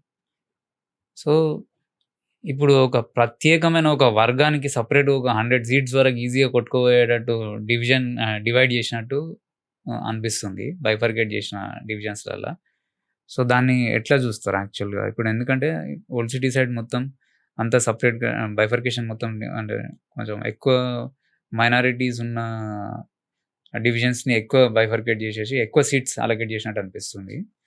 సో దాన్ని మీరు ఎట్లా చూస్తారు? వాస్తవమే కదా, ఇప్పుడు 300 చేసాడు, 300 చేసాడు, 3 కార్పొరేషన్లు చేసాడు. ఎంఐఎంకి తుర్కోలకి హైదరాబాద్ని అప్పచెప్పేసాడు. జూబ్లీహిల్స్లా కాంగ్రెస్ పార్టీ గెలిపించే దానికి వాళ్ళు సపోర్ట్ చేశారు. వాళ్ళకి రిటర్న్ గిఫ్ట్గా కాక హైదరాబాద్ని జిహెచ్ఎంసీ 3 ముక్కలు చేసి పడేసాడు. ఒకటి Malkajgiri municipal corporation, greater Hyderabad municipal corporation మరియు సైబరాబాద్. ఈ మూడిటి అనేది ఎంఐఎంకి ఎక్కువ బెనిఫిట్ పొందే విధంగా ఆయన డిజైన్ చేసిండు. తుర్కోలు ఉన్న దగ్గర చీల్చలే, హిందువులు ఉన్న దగ్గర చీల్చి పడేసాడు. తుర్కోలు ఉన్న దగ్గర డివిజన్లు పెద్దగా చేసాడు. ఒయ్యే తుర్కోలు నిలబడిన అంటే ఎంఐఎం తుర్కోలు నిలబడితే ఈజీగా గెలిచే విధంగా ఆ బార్డర్ కానీ ఆ డిజైన్ కానీ చేసిండు. హైదరాబాద్ పార్టీని ఎంఐఎం చేతిలో పెట్టాలని చెప్పి ఫుల్ ప్రిపేర్ అయ్యి రేవంత్ రెడ్డి గారు ఈ జిహెచ్ఎంసి డివిజన్లో డిజైన్ చేసి పెట్టిండు. హైడ్రా అనే సంస్థకి అక్కడ వేరే ఇతర వర్గాలు నివసించే ప్రదేశాలలోకి వెళ్ళి క్వశ్చన్ చేసి మళ్ళీ ఎందుకు కట్టినావు అని అడిగే క్వశ్చన్ చేసి మళ్ళీ కూలగొట్టే అంత శక్తి లేదంటారా? డెఫినెట్లీ. ఆయన రంగనాథ్ గారు కదా దాని చైర్మన్. ఆయన హైడ్రా పెట్టినప్పటి నుంచి ఎఫ్టిఎల్ అంటే నదిని ఆక్రమించి పెట్టిండు ఓఎస్సి ఫాతిమా కాలేజ్. దాన్ని గులగొట్టరా అంటే గులగొడతాడు. అలా చదువుకున్న తుర్కోళ్ళకి అన్యాయం జరుగుతుంది. మళ్ళీ అదే మిగతా విద్యా సంస్థలలో హిందువులు చదువుకుంటారు. అంటే ఆడ ఏమో పోయేసరికేమో తుర్కోళ్ళకి అన్యాయం జరుగుతుంది చెప్పి గులగొడతలేడు ఈ పెద్ద మంచి. కానీ హిందువులు నివసించే ఇల్లులు గులగొడతాడు, దుకాణాలు గులగొడతాడు, చదువుకునే విద్యా సంస్థలు గులగొడతాడు. అంటే హిందువులకు ఒక రూల్, తుర్కోళ్ళకు ఒక రూల్. మీరు బుర్గి చౌక్ విషయం అన్నాను. ఆడ పోలీసు వాళ్ళు, మన పోలీసు వాళ్ళకి ఎంత గవర్నమెంట్ ఆఫీసర్లు ఏంది బైసాబ్, పోలీసులకి కానీ మున్సిపల్ అధికారులు కానీ ఎంత రెస్పెక్ట్ ఇస్తాం. అరే సరే అగిటేషన్ సమయంలో కొంచెం అగ్రెసివ్ ఉంటారు కానీ వాళ్ళ గల్లలు పట్టుడు వాళ్ళని తిట్టుడు ఏంది? పోలీసు వాళ్ళు పాపం వాళ్ళ ఏం చేస్తారు బై నెట్టిడు. అరే police department by law and ఆర్డర్ని కాపాడేటోడు. ఇవాళ పోలీసోడు ఉండబట్టికే నీ సిటీలో హైదరాబాద్ పోలీసులు అంటే ఎంత పేరు ప్రఖ్యాత, ఎంత ఇజ్జత్ ఉంది. అసొంటి పోలీసు వాళ్ళకి నువ్వు ఇజ్జత్ ఇవ్వకుండా గలలు బట్టి ఏదో రోడ్ల మీద కొట్లాడుకునే విధంగా చేసిండు. మళ్ళీ నువ్వు అలా రహమత్ బేగ్ గాడు, ఈ ఎమ్మెల్సీ గాడు, ఈ డ్రైవర్ గాడు, ఈడు అన్పడ్నా కొడుకు, ఈడు చదువుకొని ఎమ్మెల్సీ అయితే ఏమైనా ఉంటుంది. కానీ ఈడు అన్పడగాడు డ్రైవర్ గిరి చేసుకుంటే ఎమ్మెల్సీ అయ్యాడు. ఈయనకి లా అండ్ ఆర్డర్ పైన రెస్పెక్ట్ లేదు. అదే ఎప్పుడు చూడు రాత్రిపూట ట్రాఫిక్ ఛానళ్ళు డ్రంక్ అండ్ డ్రైవ్లా నువ్వు ఎవడన్నా తాగి పట్టుకుంటే నువ్వు పోలీసులు ఏం చేస్తారే, బండ్లు సీజ్ చేస్తారు కదా. మళ్ళీ అంబేద్కర్ స్టాచ్యూ దగ్గర బాజాబ్దా ఈ దేశానికి అయితే రాజ్యాంగాలు అందించిన ఆ దేవుడు స్టాచ్యూ ముంగట్నే ఈ ట్రాఫిక్ వాళ్ళు తుర్కోళ్ళు కొంతమంది దొరికారు. అలా బండ్లు సీజ్ చేస్తే ఈ డ్రైవర్ గాడు పోయి అమారే కోమ్కే గాడి ఐసా కైసా పకడతాయని చెప్పి రిలీజ్ చేయించారు. మరి హిందువుల బండ్లు మాత్రం వదిలేసారు, వాళ్ళని సీజ్ చేశారు. ఎగ్జాక్ట్లీ ఇట్లాంటి వాటిపైన అరే ఎక్కడ ఉంది land order? BJP a stand అరే తీసుకుంటారు? మేము కొట్లాడినాం కదనే, మేము కొట్లాడినందుకు, మేము ఎండగట్టినందుకు బయటకు వచ్చిన ఇష్యూస్. ఇప్పుడు ట్రాఫిక్ వాళ్ళు ల్యాండ్ ఆర్డర్ వ్యక్తులపై దాడి, మున్సిపల్లపై దాడి చేస్తే భారతీయ జనతా పార్టీ ఎమ్మెల్యేలు కానీ ఎంపీలు కానీ నాయకులు కానీ కొట్లాడితే పోలీసు వాళ్ళు అలా పైన యాక్షన్ తీసుకోరు. ఏ బీఆర్ఎస్ వాళ్ళు రాలే, కాంగ్రెస్ వాళ్ళు రాలే, వీళ్ళు అంతా హంగామా చేశారు. ఏం చేశారు? కమిషనర్ సాబ్ ఓడైతే మా పైన దాడులు చేసారు మా పోలీసు వాళ్ళ మీద, మేము యాక్షన్ తీసుకుంటున్నాం అని చెప్పి పెద్ద ప్రెస్ నోట్ స్టేట్మెంట్ ఇచ్చారు. కానీ ఏవన్ రహమత్ బేగ్ గాడు దొరకలేడంట. ఆడేమో ఊర్లో పోటీ రోడ్ల మీరేమో ఆవులు ఏడ పోతున్నాయో అక్రమంగా తరలిస్తుడు కౌ స్మగ్లర్లేగా, ఆడు దొరకలేడు, అబ్స్కాండింగ్ అంట. తీరా చూస్తే ఏమైంది, అదే ఏరియాలో లోకల్ ఎమ్మెల్యే గాడు మళ్ళా వచ్చి పర్మనెంట్ స్ట్రక్చర్లు నిర్మిస్తారు. ఈ ఏడిపోతుంది Hydraa, law and order strict గిట్ అంటారు. కేవలం హిందువుల మీదనే స్ట్రిక్ట్, తుర్కోల మీద పోతే నో స్ట్రిక్ట్. సో మళ్ళీ అటువైపు కన్నెత్తి కూడా చూడలేదు. అరే కన్నెత్తి గారు అసలు అటు ఊరెవరు కరెంటు బిల్లే వసూలు చేసే ధైర్యం లేదు ఈ ప్రభుత్వానికి. ఇక ఇల్లు దుకాణాలు గుల్లగొట్ట కాడికి పోతా. ఇప్పుడు మోటా మార్కెట్లో బి గుల్లగొట్టిర్రే, ఈడ హిందువుల సరే ఈడ తుర్కోలర్ బి గుల్లగొట్టారు, హిందువులతో పాటు తుర్కోలర్ బి గుల్లగొట్టారు. ఏమై వాళ్ళు మళ్ళీ ఏం చేసుకోలేదు. అక్కడ మాత్రం బాజాబ్తా ఎమ్మెల్యే అండ్ ఎమ్మెల్సీ ఇద్దరు వచ్చి కూర్చొని అక్కడ కట్టించారు. ఎమ్మెల్యే కానీ ఎమ్మెల్సీ కానీ కార్పొరేటర్ కానీ బాజాబ్తా ఆడ గులగొట్టిన దగ్గర పర్మనెంట్ స్ట్రక్చర్లు కట్టారు. పురాణా పూల్ అవతల పోతే ఒక rule, MIM rule, Purana pool దాటితే ఒక రూల్. ఆడ ఇండియన్ కాన్స్టిట్యూషన్ని బేఖతరు చేస్తారు. वहाँ पर चलता बोलते सिर्फ एमआईएम का हुकूमत चलता అనే విధంగా ఈ గవర్నమెంట్ వ్యవహరిస్తుంది. ఇప్పుడు ఏమన్నా ఆయన కుళ్ళ చెప్తున్నానే, అన్ని ఇల్లులు కోట్ల రూపాయల ఇల్లు పాపం లోన్లు తీసుకొని కట్టుకునే ఇల్లులు గుళ్ళు తెగుతారు. ఆడికి వేసి వచ్చేసరికి ఏమో ఆయన కాలేజ్ కాడ పోయి ఒక గడపరతో ఒక ఆఖరి గేట్ కాడ బి కొడతలేరు. ఏమన్నా అంటే పోనీ అని చెప్పి పర్మిషన్లు ఇస్తారు. ఇప్పుడు రేవంత్ రెడ్డి గారు ఇప్పుడు చెప్తున్నా మీకు, నేను మా పక్క బస్సులో బాబాసాహెబ్ స్టాచ్యూ ఇనాగ్రేషన్ చేసే ఎస్సీ బస్సులో ఎస్సీ దగ్గర నన్ను పిలిచిర్రు, నేనే ఇనాగ్రేషన్ చేసిన. నా పైన కేసులు వేసిర్రు అక్రమంగా. మా ఎస్సీ బస్సులో మా జాగాలో మేము కడితేమో కేసులు. మరి రేవంత్ రెడ్డి ఓన్ జాగిర్ అన్నట్టు గాంధీ విగ్రహానికి 5,000 కోట్లతో మంది కొంపలు కూల్చి కొడుతున్నారు. హైడ్రా పేరు చెప్పి మంది కొంపలు కూల్చిర్రు. ఆడ అపార్ట్మెంట్ వాసుల కొంపలు గులగొట్టి ఆ గులగొట్టి ఆడ 5,000 కోట్లతోని గాంధీ విగ్రహం పెడతారు. ఏంది ఎటు పోతుంది చెప్పు. మళ్ళీ ఏమంటాడు, ఏళ్ళు మనకు ఓట్లెత్తారా బై. అరే నువ్వు మూసి పక్కనున్న బస్సులో ఇల్లు కూలుతావు. ఆయన చెప్పేది ఏంటంటే మూసి ప్రక్షాళన చేయడం వల్ల ఇప్పుడు మేము ఏదైతే వేరే కంట్రీస్ నుంచి చూసినామో అంత నీట్గా చేస్తే ఎంపవర్మెంట్ పెరుగుతుంది, ఎవరైతే అక్కడ చుట్టుపక్కల ఉండేటోళ్ళు వాళ్ళకి జీవనోపాధి కలుగుతుంది అని చెప్పేసి అన్నట్టు వాళ్ళు మాట్లాడుతున్నారు. సో దానికి మీరు ఏం చెప్తారు? మరి అలా నేను ఏమంటున్నావే, సుందరీకరణ చేయాలి ఆయన. దానికి పాటు హిందువులు ఎట్లయితే నువ్వు అగ్రెసివ్గా డెమాలిష్ చేస్తున్నావు, తుర్కోలేమేది ఇప్పుడు హిందువులు తీసి ఆడేమో అలా సాఫ్ చేసేసి డెవలప్మెంట్ అంటు, మళ్ళీ తుర్కోల ఇల్లు ఆడనే పెట్టి నువ్వు ఎట్లా చేస్తావు? ఇప్పుడు వీళ్ళతో పాటు ఆలరబీ తీసి ఇలా అకామిడేట్ చేసి సుందరీకరణ చేయి. నువ్వు ఈ సుందరీకరణ చేయకుండా గాంధీ విగ్రహం పెడతా 5,000 కోట్లతో పెడతా అంటే ఏం చేసుకోని 5,000 కరోడు ఖర్చు పెట్టి ఏం పైసలా ఏంది? ఒక దిక్కు జీతాలు ఇస్తలేవు, ఎస్సీ ఎస్టీ సప్లైని అనౌన్స్ చేసినావు వాళ్ళకి ఇస్తారు. ఇప్పుడు ఎస్సీ ఎస్టీ బస్సులు తీస్తున్నావు, ఆడ 5,000 కరోడు పెట్టి విగ్రహం కడుతున్నావు. మళ్ళీ అదే 5,000 కరోడుతో ఎస్సీ ఎస్టీ సప్లైన్ అన్నావు, దానికి కేటాయించు. దళిత బంధు 10 లాఖ ఇస్తుండగా కేసీఆర్ నేను 12 లాఖ రూపాయలు ఇస్తా అన్నావు. ఆ 12 లాఖ రూపాయలు గవర్నమెంట్ అవి కూడా ప్రామిస్ చేసింది, ఇంతవరకు నాకు ఖానా ఖబర్ లేదు, ఏం లేదు. 12 లాఖ రూపాయలు అన్నాడు, 12 లాఖ రూపాయలు ఇస్తలేడు. మరియు ఏంది ఇందిరా ఎవరైతే ఎస్సీ బస్సులలో ఉండేటోళ్ళకి ఇల్లులు కట్టుకున్నాక 5 నుంచి 6 లక్షల రూపాయలు సహకారం చేస్తున్నాడు. నా అవి లేవు. మళ్ళీ దాని ఏమంటారు, మా ఎస్సీ ఎస్టీ అసైన్ భూములు ఉంటాయి, ఎవడైతే కబ్జాలు చేసారో అవన్నీ రికవర్ చేసి మళ్ళీ మీకు అప్పచెప్తా మీరు పండించుకోరు అన్నాడు, అవి లేడు. ఈ ఏమిటికి రేవంత్ రెడ్డి ఉన్నాడు, ఏమిటికి ఏం చేస్తుండు అంటే కేవలం ఇసొంటి చేసుకోనీకి.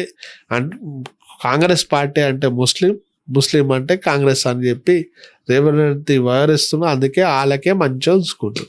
మొన్న ఒక కాంక్లేవ్ లో రేవంత్ రెడ్డి అన్నారు, యాక్చువల్ గా నేనే ఇంకా 2034 వరకు రాసుకోండి అని చెప్పేసి అన్నాడు. దాన్ని మీరు ఎట్లా చూస్తారు? యాక్చువల్ ఇక చెప్తాడు, ఇక పిచ్చోడు ఏమంటాడు, నా అంత తెలివిపరుడు ఓల్డ్ లీడర్ అవి, నేనే తెలివిపరుడు అని పిచ్చోడు అంటాడు. మనం ఆ మాటలు ఏమంటాం? ఇంకొకటి, ఈ ఎంఐఎం పార్టీ ఏదైతే ఉందో అది హిందూ దళితుల మీద బాగా అటాక్ చేసింది అని చెప్పేసి లాస్ట్ టైం మీరు ఒకసారి మాట్లాడు. సో అది నిజమేనా, లేకపోతే కావాలని చెప్పేసి ప్రొపగండ లాంటిది ఏమైనా చేసిరా? 100% నిజం, 100% నిజం. ఏమైనా దాఖలాలు ఉన్నాయా అట్లాంటి? రీసెంట్లీ పురాణపూర్ల సంక్రాంతికి ఏమైంది, అక్కడ టెంపుల్ దగ్గర వచ్చిండు, అమ్మవారి గుడి విగ్రహాన్ని ధ్వంసం చేయాలని చూసిండు, ఫోటోలు గీటోలు అన్ని పగలగొట్టిండు. ఆ పురాణపూర్కి ఎదురుకున్న బస్సీలో ఉండేటోళ్ళు అంతా ఎస్సీలు ఎస్టీలు. ఆ ఎస్సీలు ఈ తురుకోడు వచ్చిండని చెప్పి ఒక అమ్మ చెప్తే అందరం, సోనియా అని ఒక ఆమె ఎస్సీ అమ్మ చెప్తే అందరు కలిసి ఆడిని పట్టుకోరి దాన్ని ఏమంటారంటే ఆడ మా గుడిపై దాడులు చేస్తున్నారు తుర్కు కొడుకులు అని చెప్పి అందరం రోడ్ల మీదకి వచ్చినాం, మేము పోయినాం, గడబడ్లు చేసినాం. అదే టైంలో ఆ ఎస్సీ బస్తీకి పైన సుమారు 3 గంటల సమయంలో తురుకోళ్ళు వచ్చి ఎస్సీ ఎస్టీ బస్తీల పైన కట్టలు రాడ్లు రౌతులతో దాడి చేస్తే ఒక్క తురుకోడిని కూడా అరెస్ట్ చేయరు. నా దగ్గర వీడియో మీద ఉంది, చూపిస్తా మీకు. ఒక్కడిని కూడా అరెస్ట్ చేయరు. కానీ గుడిని కాపాడుకొని అక్కడ కొంచెం ఇక ఎవరికైనా లిమిట్ అనేది పేషెన్స్ అనేది ఉంటుంది. ఎప్పుడు చూడు తుర్కు కొడుకులు మా అమ్మవారి గుళ్ళపై దాడులు చేయాలా, దాన్ని చూసి మేము రోడ్ల మీదే రావాలా అని చెప్పి చూస్తే ఈడ దాకా అవుతారని చెప్పి మా వాళ్ళు జర అగ్రెసివ్గా బిహేవ్ చేసింది.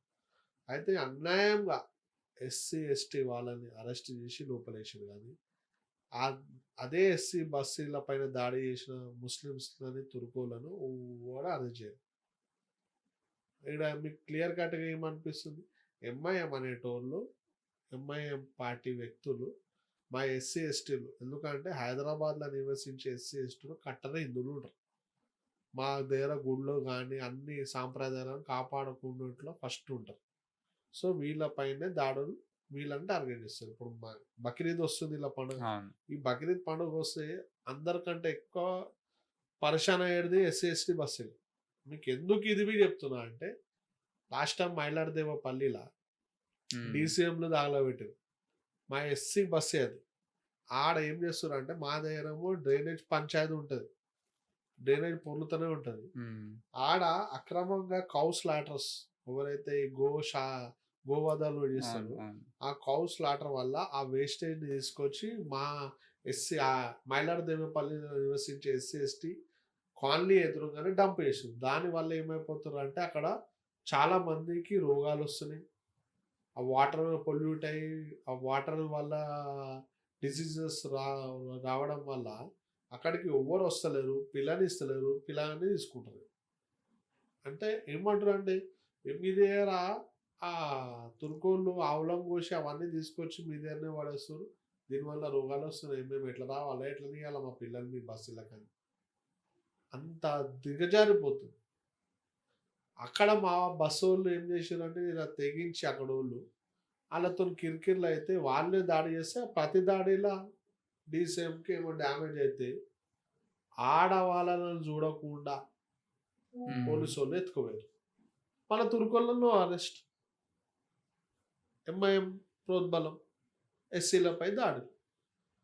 అదేవిధంగా మీరు చూడండి నాగరాజు, సరూర్ నగర్, వీళ్ళు రిజర్వేషన్లు కన్వర్ట్ అయిన ఇస్లాంలకి కన్వర్ట్ అయిన వాళ్ళకి ఇవ్వాలంటారు. కానీ ఆ ఇంటి బిడ్డలు మాత్రం మా ఎస్సీ వాడు పెళ్లి చేసుకుంటే వీళ్ళు ఊరుకోరు. కిరాతకంగా కొట్టి చంపారు. వాళ్ళకి సపోర్ట్ ఎవరు? పిఎఫ్ఐ, ఎంఐఎం కొడుకులు. దాంతోపాటు హైదరాబాద్ పార్లమెంట్లో మేము కొట్లాడిన ఇష్యూస్. రాధిక ఒక చదువుకున్న అమ్మాయి, పెట్ అనిమల్ డాక్టర్, లవ్ డాక్టర్. వీళ్ళు పెట్టు అనిమల్స్ ఇష్టపడేట అమ్మాయి. ఆ దాంట్లో పరిచయం అయిన ఒక తుర్కోడు ఆడేం చేసిన పరిచయం స్నేహంగా మారి స్నేహం కొంచెం ప్రేమగా మారింది. కోవిడ్ సమయంలో నువ్వు మా ఇంటికాడికి రా, మా ఇంటి వాళ్ళని పరిచయం చేస్తానని ఇంటికి పిలిపించి ఆ అమ్మాయిని వీడు ఆ తమ్ముడు అని అనగాడు కిరాతకంగా రేప్ చేసి చంపేసి పెద్ద సెన్సేషన్ ఇష్యూ అయింది. మళ్ళీ ఒక్కోడు తుర్కోడు ఎంఐఎం కూడా రాలేదు. ఎందుకు? తుర్కోడు ఎస్సీ అమ్మాయిని రేప్ చేసి చంపాడు. సరే, మలక్పేట్ల ఒక మాదిగ సామాజిక వర్గానికి చెందిన అమ్మాయి రాత్రిపూట వాష్రూమ్కి పోతే ఎంఐఎం పార్టీకి చెందిన వార్డు మెంబర్ రేపు అటెంప్ట్ చేసింది. మేమందరం అప్పుడు సంజయన గారు ప్రెసిడెంట్ ఉండే, బంగారు లక్ష శృతి అక్క జనరల్ సెక్రటరీ, మేమందరం పోతే శృతక్క మీద దాడి చేయడానికి ప్రయత్నం చేశారు బలాలగాడు ఎంఐఎం. ఇక మీరు అర్థం చేసుకోవాలి. అదే మళ్ళీ హార్ట్స్ గ్రౌండ్ కాడ ఒక 12 years ఎస్సీ మాదిగా ఆడబిడ్డ కేవలం చికెన్ ఆశ చూపి ఆ అమ్మాయి పైన అత్యాచారం చేసిన వ్యక్తి, 48 ఏళ్ళ గూటం. ఆడిని అరెస్ట్ చేస్తే ఆయనకి సపోర్ట్కి వచ్చిండ్రు ఎంఐఎం. కొట్లాడినందుకు మా పైన కేసు. వీళ్ళు వచ్చి మతం విద్వేషం రెచ్చగొడుతున్నారు. మేమెందుకు రెచ్చగొడుతున్నాం? హిందూ ముస్లిం ఆడ జరిగింది అన్యాయం మా ఎస్సీ ఆడబిడ్డ పైన, మాకు న్యాయం చేయరు, అన్ని లోపలేయరు అని చెప్పి మేము కొట్లాడితే మా పైన అక్రమ కేసు.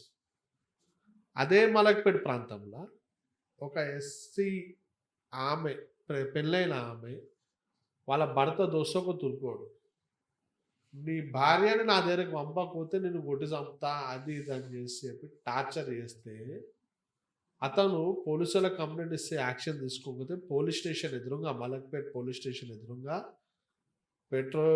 పెట్రోల్లో కెరసనాలు పోసుకొని అంట పెట్టుకుని చనిపోయింది. మళ్ళీ ఒక్క ఎంఐఎం ఓడు మీరు రాలే. మళ్ళీ వీళ్ళు పొద్దాలు లేస్తే జై భీమ్ నారాయిస్తాం. ఎస్సీల బస్సుల దగ్గరకు వచ్చి మాకు ఓట్లు వేయరా, మాకు గెలిపేరి, మా అయ్య పెట్టిన పార్టీ మీకోసమే చూస్తామని చెప్పి శుద్ధపూస మాటలు మాట్లాడతారు. మళ్ళా దాడులు చేస్తారు వీళ్ళు. మా ఎస్సీ బస్సులలో పోయి ధమ్కీలు ఇచ్చి తక్కువ రేటుకి ఇల్లు కొనుక్కొని శాస్త్రీపురం బస్సు అలా మొత్తం మా వాళ్ళే ఉండాడు. ఎస్సీ వాళ్ళు మాది వాళ్ళు ఇల్లు ఉంటుండాడు. కట్టరు వాళ్ళు పూజలు గీజలు జబ్బాడుదాస్ చేస్తుండే. ఆ బస్తీ మొత్తం తుర్కోలో రాజ్యం అయిపోయింది. ఖాళీ చేపించేసి తక్కువ రేటుకి. ఇప్పుడు గజం ₹1,00,000 ఉంటే 20,000, 30,000, 50,000. సరే మా వాళ్ళు పుట్టిన పెరిగిన తాతల కాలం ఆస్తి ఈ కొడుకులకు ఎందుకు అమ్మాలని చెప్పి బల్మిట్కి ఆడ ఉంటారు. ఆ ఇంట్లో ఉండే ఆడబిడ్డలను లవ్ జిహాద్ పేరుతో ట్రాప్ చేయాలా, వాళ్ళని టార్చర్ చేయాలి. ఇప్పుడు మా వాళ్ళు ఎందుకు ఓల్డ్ సిటీలో కాల్ చేస్తున్నారంటే ఆడబిడ్డలను రక్షించుకోవడానికి.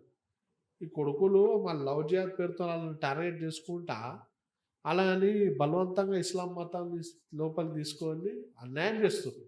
సో వాళ్ళని కాపాడుకోవడానికి మా వాళ్ళు ఏం చేస్తున్నారు అంటే ఆడ ఇల్లు అమ్ముకొని ఇటు వచ్చి బతుకుతారు.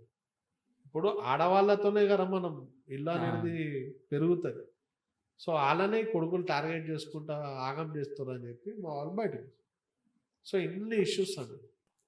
మరి మొన్న టీచర్ అనిత సో, అండి. ఇలాంటి వాటి మీద ఫర్ ఎగ్జాంపుల్ ఇప్పుడు లవ్ జిహాదీ ఉంది, కార్పొరేట్ జిహాదీ ఉంది. దిస్ టైప్ ఆఫ్ జిహాదీస్ ఏవైతే ఉంటాయో, ఇప్పుడు మీ కమ్యూనిటీస్‌లో ఏ విధమైన చైతన్యం తీసుకురావడానికి అంటే మీరు ప్రయత్నం చేస్తున్నారు యాక్చువల్‌గా?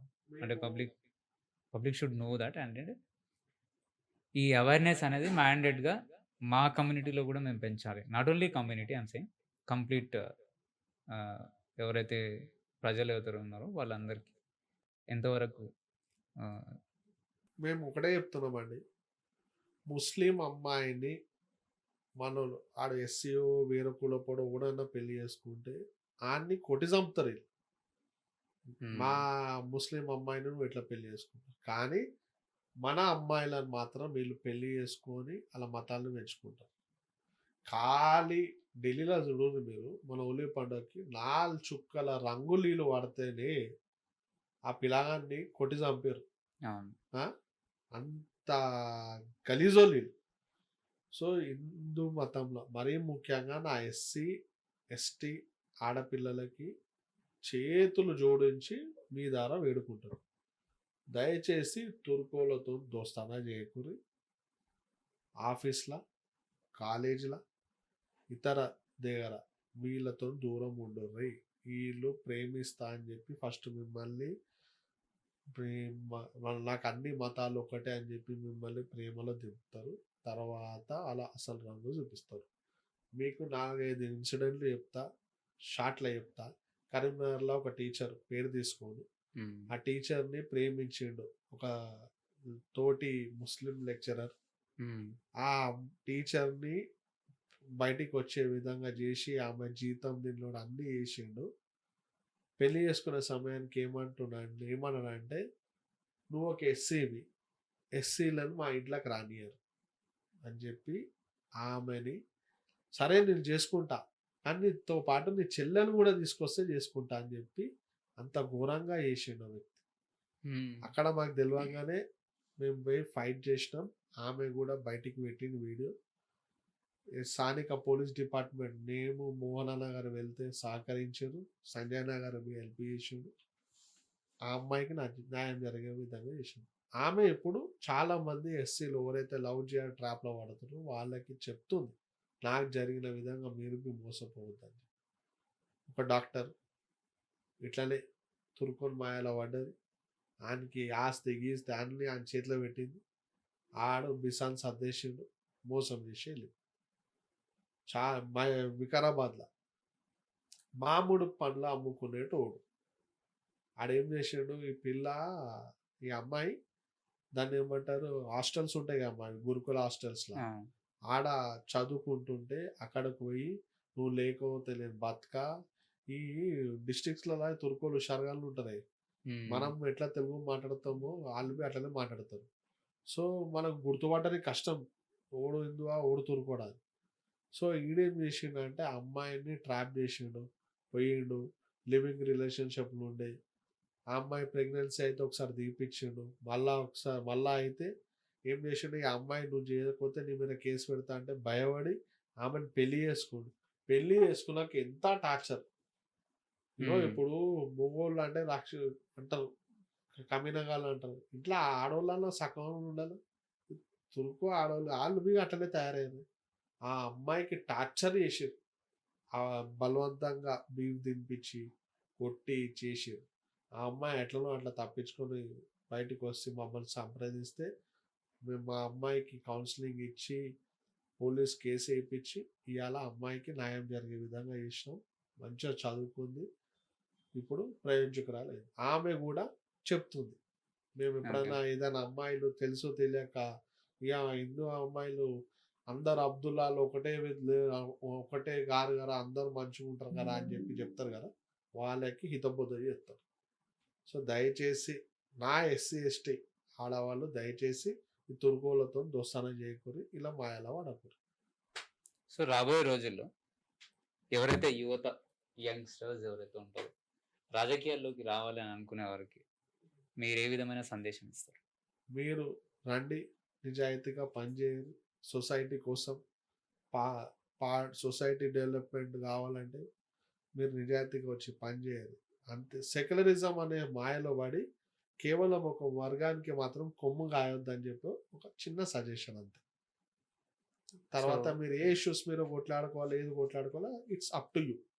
కానీ సెక్యులరిజం అనే ముసుగులో కేవలం ఒకటే వర్గానికి కొమ్ము కాస్తూ ఇతర వర్గాలను మోసం చేయొద్దని చెప్పి ఆ మోసంలో మీరు పడకండి అని చెప్పి ఒక హితబోధ అంతే. ఇంకొక చిన్న వర్డ్ అన్న, బీజేపీలో లీడర్స్ ఉన్నారా, పాలిటీషియన్స్ ఉన్నారా? కార్యకర్తలు నరేంద్ర మోదీ కాడికి బూత్ లెవెల్లో పనిచేసేటోళ్ళం అంతా మేము సిద్ధాంతానికి పనిచేసే కార్యకర్తలు. ఇప్పుడు నితిన్ నబీన్ గారు ప్రెసిడెంట్ అవుతారని ఎవరు ఎక్స్పెక్ట్ చేయాలి, రామచంద్ర అన్న గారు కూడా ప్రెసిడెంట్ అవుతారని ఎవరు ఎక్స్పెక్ట్ చేయాలి.